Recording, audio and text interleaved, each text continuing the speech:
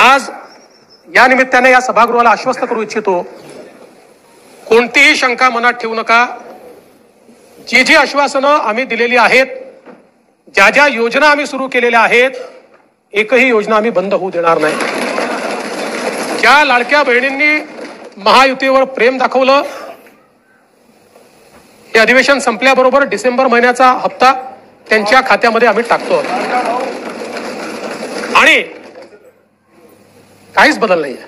नाना, मी या ठिकाणी स्पष्ट करू इच्छितो, कुठलेही नवीन निकष नाहीत, आता तर सगळ्यांनाच टाकतो, पण ऍपरंटली असं लक्षात येत आहे की काहींनी 4-4 खाती उघडलेली आहेत।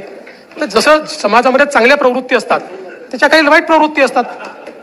एखादी योजना जर चुकीच्या पद्धतीने कोणी वापरत असेल तर जनतेचा पैसा आहे, तुमची आमची सगळ्यांची जबाबदारी आहे की तो योग्य प्रकारे गेला पाहिजे। आता मागच्या काळात आम्हाला लक्षात आलं, माणसानेच 9 खाती काढली, आता त्याला लाडकी बहीण म्हणायचं कसं?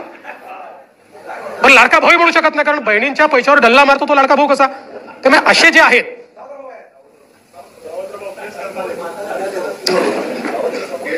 त्यामुळे शेतकऱ्यांच्या संदर्भात आम्ही दिलेली आश्वासनं असतील, युवांच्या संदर्भात दिलेली आश्वासनं असतील, ज्येष्ठांच्या संदर्भात दिलेली आश्वासनं असतील, समाजातल्या वंचितांच्या संदर्भात दिलेली आश्वासनं असतील, ही सर्व आश्वासनं या ठिकाणी आम्ही पूर्ण करणारच आहोत। आमचे मित्र भास्करराव या ठिकाणी नाही, पण माझे सरकार याच्यावरच त्यांना परवा आक्षेप होता।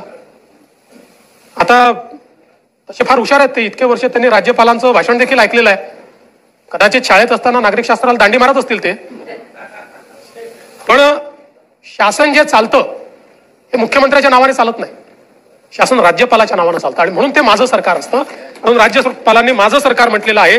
तथापि माझे मित्र भास्करराव नसल्यामुळे मी त्याच्यावर जास्त या ठिकाणी बोलणार नाही। खरं म्हणजे हे जे अभूतपूर्व अशा प्रकारचं मॅन्डेट आम्हाला मिळालं,